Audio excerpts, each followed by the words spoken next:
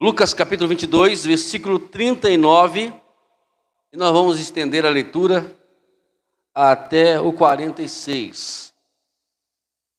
Lucas capítulo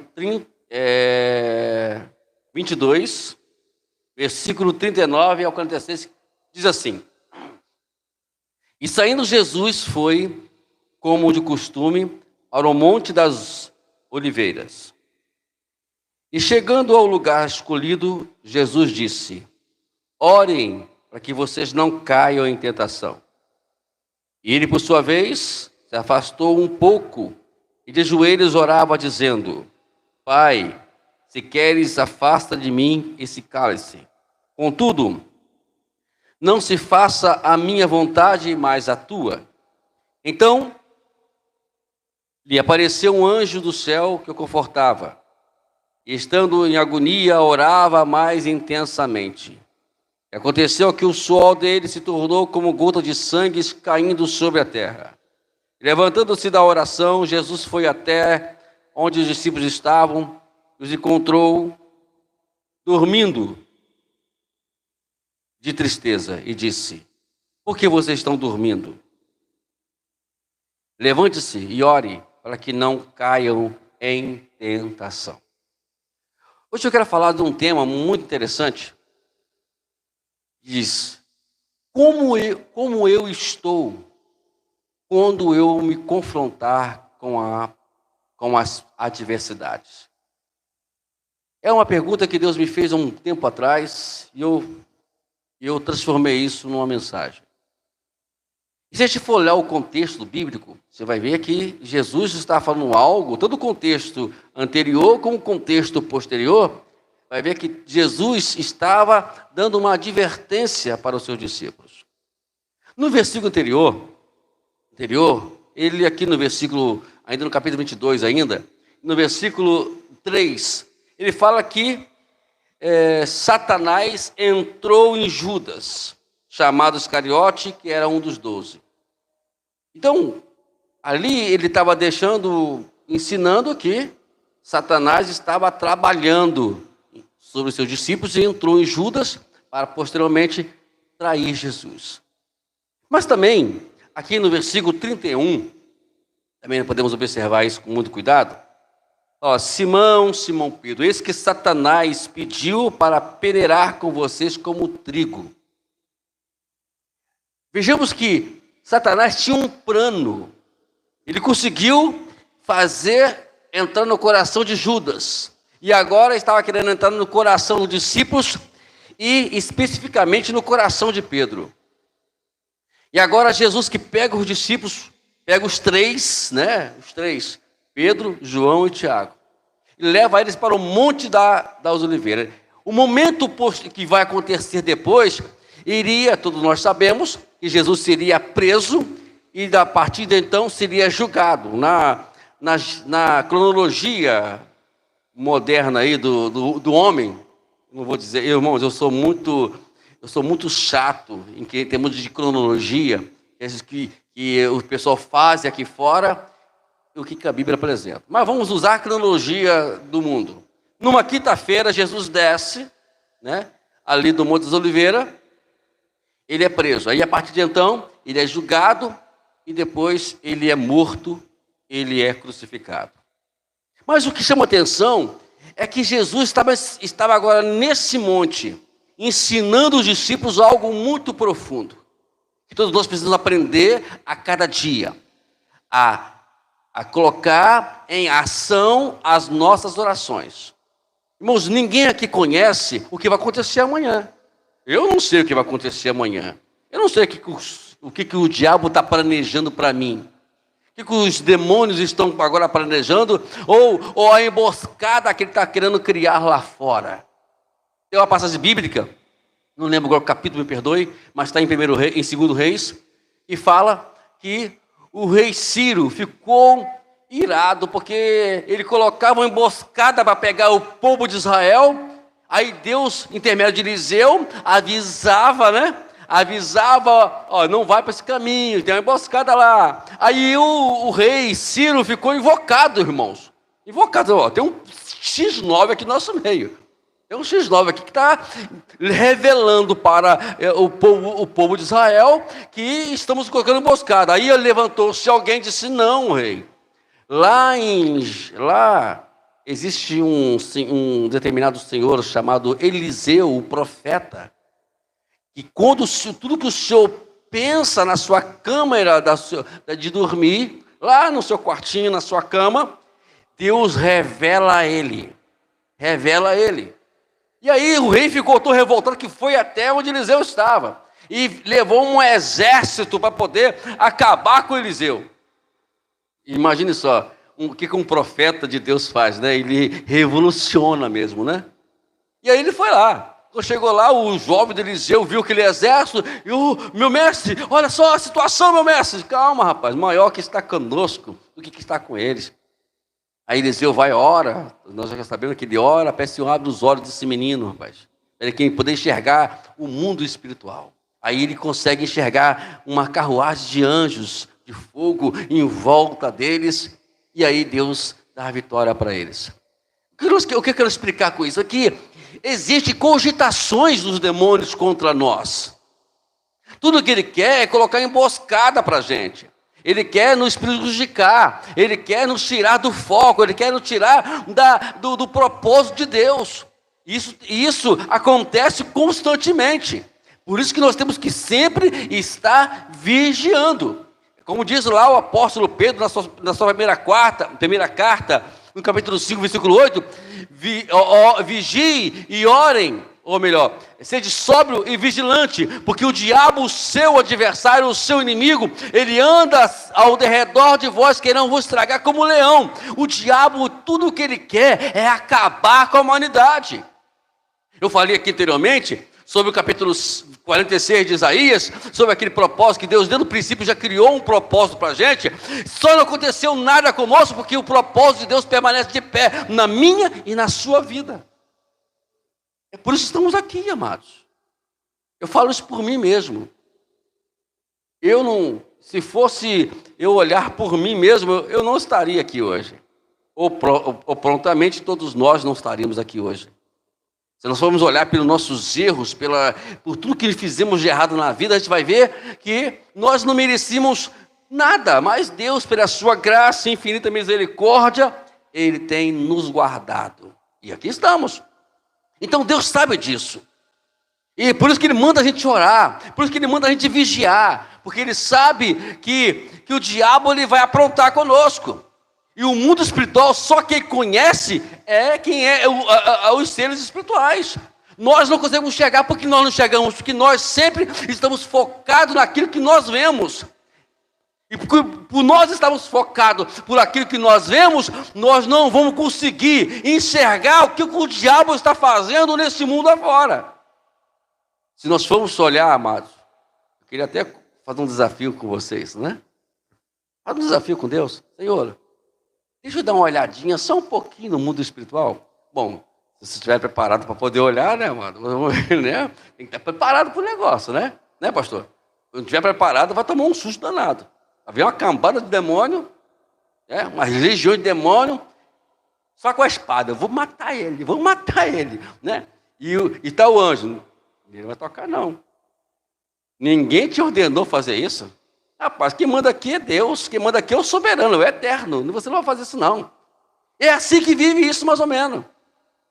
O diabo, ele anda constantemente querendo fazer isso. Mas se nós formos entender, eu falei aqui sobre o capítulo 5 de 1 Pedro, mas no versículo 7 é que me chama mais atenção. Ali está a chave, porque Pedro falou para eu ser sóbrio e para eu poder ser vigilante. Ali está a chave, versículo 7. Ele fala: lança sobre o Senhor toda a nossa ansiedade, porque Ele tem cuidado de nós. Porque a ansiedade, ela é a porta aberta para o diabo trabalhar. É ali que começa tudo. A ansiedade, ela é a porta aberta. E por conta disso, nós vamos deixar ele trabalhar na nossa vida. Aí, depois disso, vai vir aquele negocinho chamado depressão. E a depressão vai levar a outras coisas. E aí você vê um bocado de suicídio acontecendo aí. E o diabo levando uma turma para o inferno. Mas Jesus agora quer ensinar isso para os discípulos. Ensinar para eles que a diversidade ela é uma realidade. O próprio Senhor Jesus disse, no capítulo 16 de João, no versículo 33, todos nós conhecemos esse versículo, que no mundo nós teremos aflição. Se nós estamos no mundo, então certo que todos nós vamos passar por aflição. Existe algo que não tem como remediar, são as diversidades. Elas são impossível você dizer assim, eu não vou passar. Jesus demonstra isso no próprio texto aqui. Ele pede por 3 vezes para que Deus afastasse aquele negócio dele. Me tira desse cálice. Meu Senhor, que não beba desse cálice. Aí, por último, ele vai e ora e diz assim, mas não seja feita a sua vontade, mas seja a sua vontade. A vontade de Deus é que ele fosse lá. Às vezes tem coisas que nós não queremos passar, irmãos. Seria uma pessoa, seria um masoquista dizer assim, eu estou feliz porque eu estou sofrendo pra caramba. Ainda fica rindo ainda, né? Aí você, não, mas Paulo fala que eu tenho que me regozijar. Não, Paulo não fala que ele estava rindo na diversidade. Ele está falando que ele estava aprendendo com as diversidades. Porque ele ia produzir para ele experiência, perseverança e esperança. Porque tudo depende do que eu vou aceitar, como é que eu vou lidar com a diversidade. Eu só vou me conhecer quando eu passar por diversidade. Ninguém aqui conhece ninguém a si próprio sem que antes passe por diversidade. Porque veja uma coisa, quer ver uma coisa? Antes eu pensava que eu podia. Vamos ler isso aqui agora.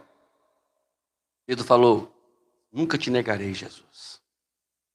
Jesus disse para Pedro, antes de julgá-lo, cante 3 vezes. Cante 2 vezes, tu me negarás 3 vezes. Vai me negar, Pedro. Não, que isso? Vou te negar. E ele, antes de acontecer isso, foi advertido, não foi? Deus não adverte você, não adverte a mim? Ele foi advertido. Jesus leva os 3 para o monte. O que ele fala aqui? A primeira coisa, orem para que vocês não caiam em tentação. Cuidado, que o diabo vai manipular a situação de vocês. Jesus ora. Aí vem o problema. Quando ele desce do Monte das Oliveiras, a primeira coisa que Pedro faz é ao contrário do que Jesus falou lá no monte. Ele já puxa a espada do soldado e corta a orelha do soldado. Jesus adverte ele. Porque a gente quer usar, sabe, o impulso. A impulsividade, ela é um inimigo de todos nós. Temos que tomar esse cuidado.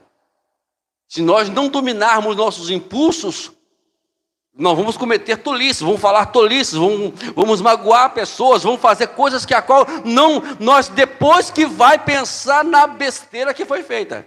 Aí já é praticamente tarde demais, já ofendi, já magoei, já fiz tudo o que tinha que ter feito para poder destruir outras pessoas. Tem uma coisa que Jesus ensinou para nós, é que nunca pense em magoar o seu irmão. Nunca pense isso. A Bíblia inteira, irmãos, se você for olhar contexto por contexto, você vai ver que o ensinamento de Deus na Bíblia é sempre nós abençoar e nunca magoar as pessoas. E a Bíblia fala que aquele que diz que ama a Deus, mas odeia o seu irmão, João que disse isso, né? Ele fala que ele é mentiroso, porque não existe, a única prova que eu tenho de dizer que eu amo ou não o meu irmão, é quando eu trato o meu irmão com dignidade, com respeito, independente. Seja o que for, mas tudo bem, eu concordo com os irmãos. Talvez alguém está falando que é pastor, eu dá vontade de me enforcar. Não tem ideia, pastor, eu sei disso. Dá vontade de enforcar às vezes mesmo. Dá vontade de pegar, sabe, irmãos? Fazer loucuras. Foi assim que Pedro fez. Pedro, quando viu Jesus sendo ao confrontar com os soldados, ele pensou como nós sempre pensamos. Não vai não, não vai não, com o meu mestre não. Esses impulsos é que nós vivemos constantemente, que Jesus disse para ele. A mesma vara, a mesma espada que se fere, é a mesma que será ferido. Existe a lei da semeadura, amados. É o do retorno. Já ouviu falar da lei do retorno? A lei do retorno é justamente isso. Você faz e ela retorna para você novamente. Tome cuidado com isso. Eu aprendi muitas dessas lições. E eu tomo muito cuidado. E eu prefiro tomar muito cuidado com isso para poder, eu sei que vai retornar para mim. Então, às vezes, é preferível a gente se calar e deixar Deus falar por nós. Se diz mesmo uma determinada pessoa, que eu não vou dizer aqui o nome, numa brincadeira. Eu gosto de brincar, caçar do pessoal de futebol, né? Principalmente, aconteceu um fato ontem lá, né? Perderam aí 3-0, não vou falar, eu marco quietinho, não falo nada não. Aí a gente vai, brinca e tudo. Aí eu fui brincar com essa pessoa, essa pessoa, ela me falou uma palavra chula, palavrão. Irmãos, subiu sangue. Eu sei que ela brincou, mas brincou de forma errada. Eu não dou essa liberdade para ninguém, para brincar comigo assim. Aí subiu aquele sangue, sabe? Minha vontade é puxar a espada. Dá vontade de puxar a espada, irmão. Pegar a espada logo, cortar e falar umas verdades. Mas aí você pensa, não, é melhor eu segurar do que magoar. Eu fiz, baixei a cabeça, saí de perto e fiz o meu silêncio. Aquele silêncio que muitos alguns podem um dia conhecer, né? Vocês já conhecem já. Aí eu dou aquele silêncio, porque a única forma de eu tratar uma situação dessa é me calando. Entendeu? Avisa lá que a brincadeira não foi legal, não. Então, a impulsividade tem que ter esse cuidado. E Pedro, ele não pensou nisso. Se ele orasse como Jesus mandou orar, se ele vigiasse como Jesus mandou vigiar no monte, ele não teria feito isso, amados. Com certeza. O problema nosso é esse. Que a gente prefere não atender o que a Escritura nos orienta, o que a Escritura nos ensina.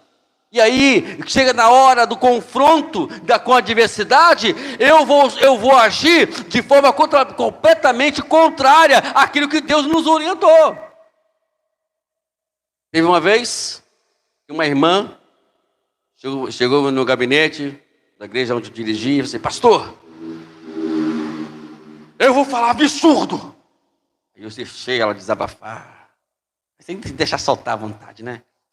Falou que ia falar um absurdo, eu vou ficar assim, não, eu vou mesmo. Pá. Aí eu cheguei para essa minha irmã, vamos lá, vamos em partes. A única forma de você ensinar essas pessoas que você disse que está confrontando você, ou que está usando direta contra você, é se calando e deixando Deus falar por você. Faça isso, meu irmão. Você não vê aí o que acontece comigo? Irmãos, eu era caluniado. Pessoas rebelavam-se dentro da própria igreja contra mim. Eu falei assim, não, está na mão de Deus. Não estou preocupado com essas coisas. Um dia uma irmã chegou para mim, antes de continuar essa história, de fechar ela, chegou em casa chorando, pastor. Eu falei assim, aconteceu uma catástrofe, né? O que foi, minha irmã? Pastor, eu nem sei se eu devo contar para o senhor. Assim, conta, minha filha, conta agora. Já começou, né? Agora prossegue o negócio. Pastor, falaram mal do senhor, falaram que o senhor roubou isso, aquilo lá. Sim. Irmã, eu não fiz isso, irmão. Para que me preocupar com isso? Deixa eles pensarem que eu roubei. Deixa eles pensar. Eu vou provar com a minha vida, eu não fiz isso. Conclusão? O negócio não vingou, não. Não vingou. Não vinga, amado. E aí, essa irmã, o que ela fez, irmãos? Ela aceitou o meu conselho? Sim ou não? Já sabia disso, né, mano? Por que eu estou contando a história? Irmãos, incrível que pareça, ela subiu ao púlpito e jogou espada para todo lado dentro da igreja. Eu abaixei minha cabeça e disse, misericórdia. E ali começou, sabe, um grande conflito dentro da igreja. E aí o fogo, aí o pastor tem que apagar o fogo, né? E agora? Como é que apaga esse fogo? O Espírito Santo me ajuda a apagar esse fogo agora. Ela botou fogo.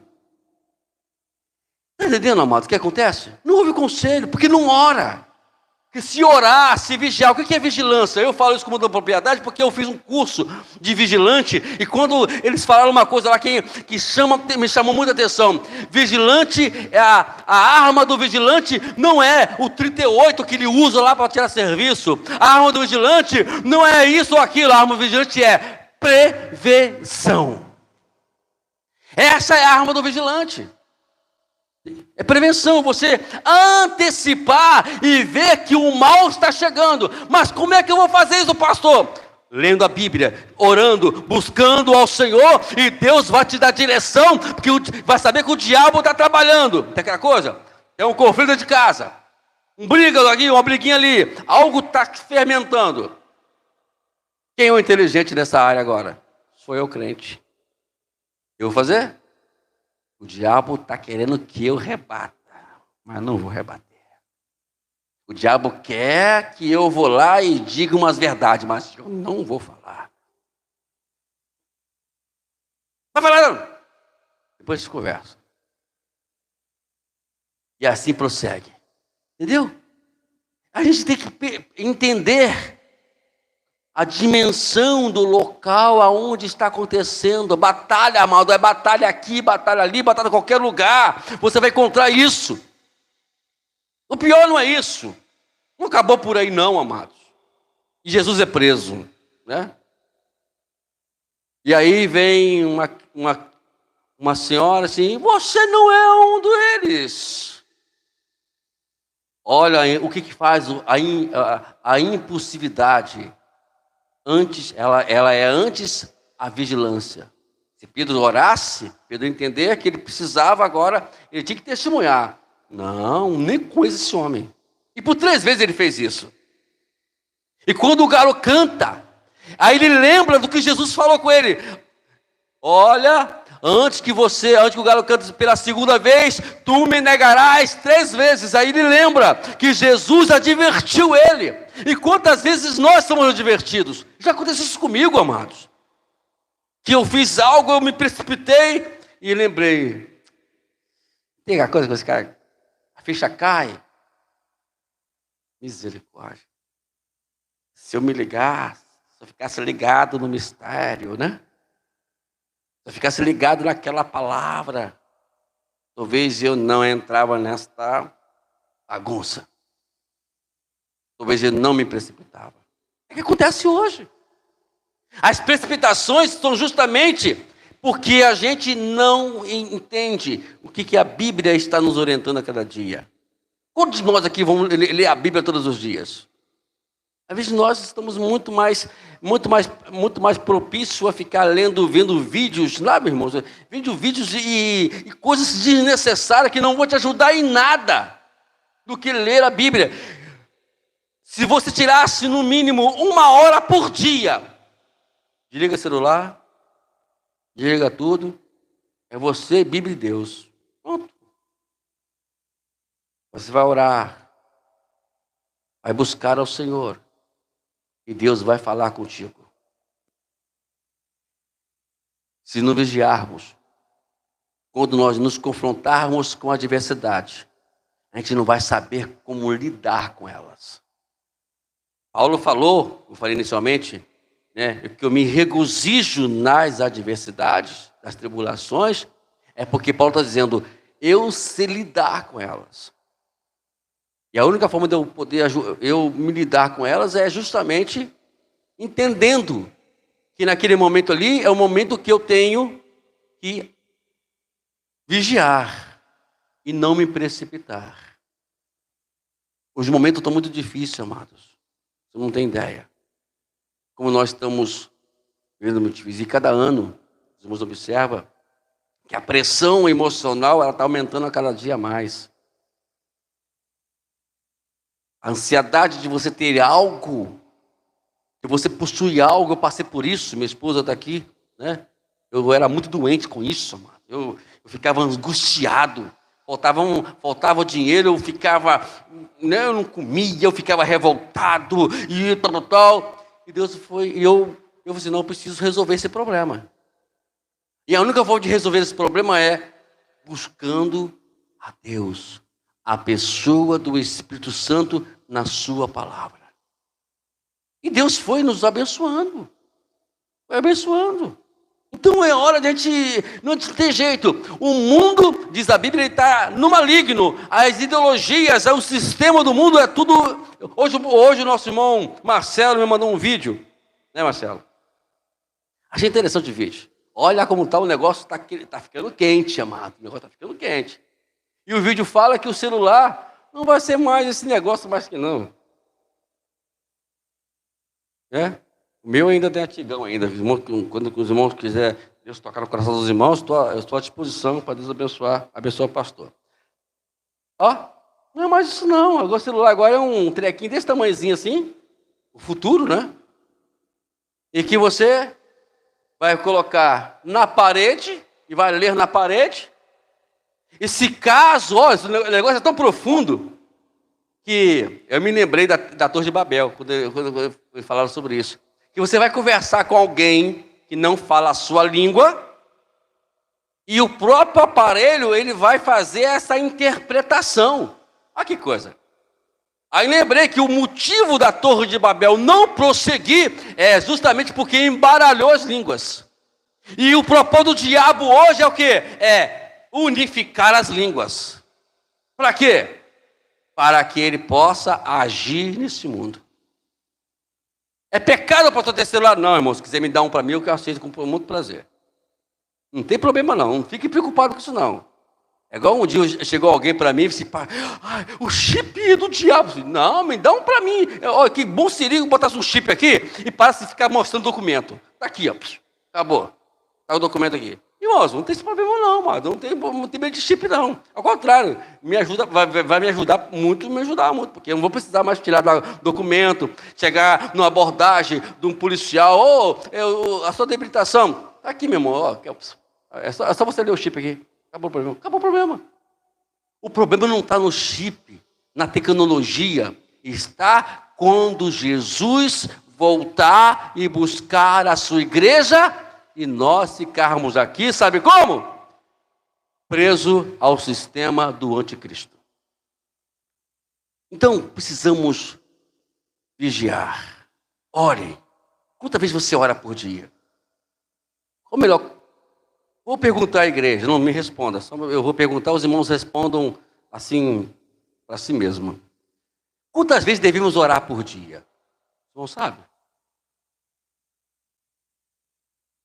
Alguém, mas agora não sei, pastor, são 2 horas, 3 horas.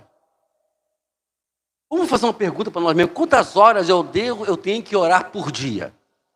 Bom, eu li na Bíblia que a oração, ela é sem cessar.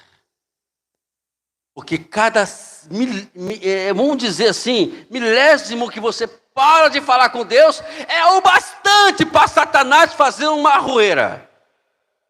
E fazer algo destrutivo. Você tem uma ideia? Milésimo sem oração. É por isso que Paulo diz que tem que orar sem cessar. Orar sem cessar é você ficar 24 horas ligado com Deus. Oração não é postura ou joelho deitado em pé de cabeça para baixo. Não, oração é comunhão contínua com Deus. Oração é você estar sempre em sintonia com Deus. Lembra de Adão e Eva? Quando Deus aparecia na viração da tarde? Então era isso que Deus quer fazer em nós. Ele quer conversar com você. Mas aí, vimos a diferença ali entre Maria e Marta, né? Às vezes estamos muito mais para Marta do que para Maria, né? Querendo nos movimentar, não, eu tenho que fazer, eu tenho que trabalhar. Não, eu tenho que trabalhar, não posso parar agora. Eu não. Eu falei um tempo atrás aqui, eu vou repetir de novo. Um grande evangelista chamado Moody, sabe o que ele fazia? Ele estava na estrada, dirigindo o seu carrinho, encostava no acostamento o carro, e alguém perguntou: por que você encostou aqui, Moody? Porque agora eu vou parar um momento para falar com o Eterno. Preciso falar algo com ele aqui, que no movimento do carro aqui eu não consigo me concentrar direito para falar com ele, o que eu tenho que falar. Às vezes tem que fazer isso, né? Deixa a louça de cabeça para baixo, deixa a casa toda. Não, se chegar alguém, vai chegar, porque agora eu vou parar de orar. Lá em casa eu tenho que avisar em casa, né? Amor, olha, eu vou lá para o quarto agora, para o meu escritório agora, dá um tempo aí, que se alguém chegar, ó, o telefone, às vezes eu desligo o telefone ou deixo o telefone com ela. As duas, uma. Lá no trabalho, né, às vezes, até no trabalho, às vezes eu faço essa loucura, né? Eu não pode fazer isso, né, mas eu faço. Agora, eu quero falar com Deus. Vai chegar alguém, vai me ligar que vai me atrapalhar. Eu não posso ser atrapalhado para falar com o Eterno nesse momento. Eu preciso falar algo com Ele. Aí eu abaixo o volume, baixo tudo. Eu abaixo o volume, seria o mais óbvio, né? O melhor. E é assim que Deus está querendo chamar a atenção. E a pergunta, para nós terminarmos agora, é a que eu iniciei. Como estou quando me confronto com a adversidade? Como é que eu estou? Como é que estão as minhas emoções? Como é que estão meus pensamentos? Como é que está o meu coração? O coração, ele é a sede da emoção, da vontade e dos pensamentos. Se os três não estiverem ligados à palavra, o diabo vai usar um deles para ofender você e para destruir você. Então a palavra de Deus hoje, eu tinha que pregar essa palavra hoje. Eu tinha que falar isso nessa noite para os irmãos. Tanto para os irmãos, como a gente também vai depois trazer para que todos possam ouvir, para que todos saibam que Deus está nos chamando a atenção para nós buscarmos a Ele incansavelmente. Amém? Posso ouvir um amém da igreja? Amém? Deus abençoe.